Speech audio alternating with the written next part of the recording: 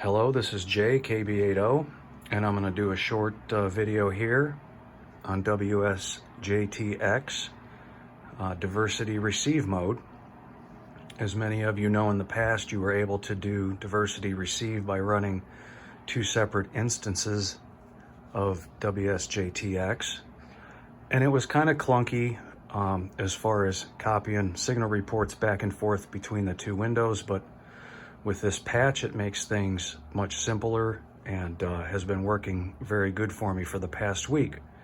So for this test, I'll be using the ICOM 7610 that has two receivers built into it.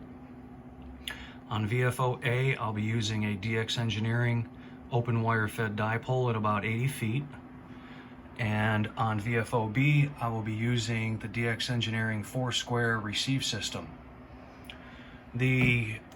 I normally wouldn't use the 4-square receive antenna on 30 meters. When I installed it specifically for 160 and 80, kind of more so around the 160 meter band. But it actually does pretty good on 30 meters for this test, so that's what we'll be using today. So I have the radio set up. It's already set up and ready to go. On VFO-B, the 4-square is there, and you can see I have preamp 1 turned on. It does need a little bit of preamp on 30 meters. And on VFO-A, where the dipole is at, I have 3 dB of attenuation put in. And you can see the noise floors are pretty much about the same. That's important for one of the types of diversity receive that the patch has in it now. So keeping both levels, both VFOs at the same level is kind of important during this demonstration. So as before, you have your main WSJT-X window, which I do over here on the main screen. And then on my second monitor, I also have another version of it running as well. This version over here is actually my VFO-B, which I really do not need to keep up here. Before you had to kind of monitor both windows. Now everything has pretty much been brought into one decode window over here now. So there's 3 different types of diversity to receive. There's a time diversity, which is all done within the software and no additional hardware is needed.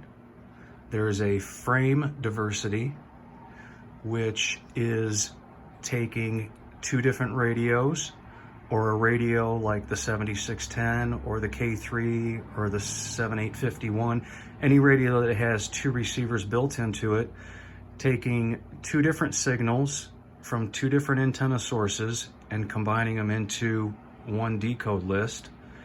And there's also a space diversity, where if you have your signal set up properly, one is not gained higher than the other one, it will combine both of those signals like most of us think diversity receive works.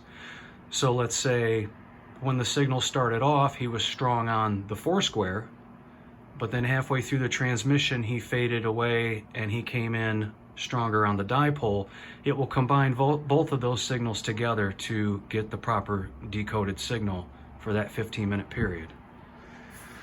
So, like I said, I've been testing it for about a week now, and it seems to work really well for me. We will kind of look back through here. I stopped the decode for the video, but as you can see on the main window now, you have these weird characters next to the decode, and they're T's and F's and S's, and they stand for time diversity, frame diversity, and space diversity. So in this decode here, you can see that by using the diversity patch, I was able to decode, looks like Asiatic Russia was on frame, this Japan station was on frame. So these stations all came in on the 4-square, but were added into my main decode list here. This frame, there's a Asiatic Russia that came in on the 4-square. Another Japanese station came in on the 4-square. You can see here's a pretty long list here. There's some space diversity. There's a Japan station that came in on space diversity. So it's been working very well. I really like the fact that you don't have to monitor two different decode windows anymore. It's pushing the second receiver information right over to your main transmit WSJT-X window. And so far so good. So I'll test it out a little bit further, and I'll let you know what I think about it. But like I said again, the test was done with the DX Engineering 4-square receive system, a DX Engineering open wire fed dipole at about 80 feet, and all off the ICOM 7610. This is JKB80.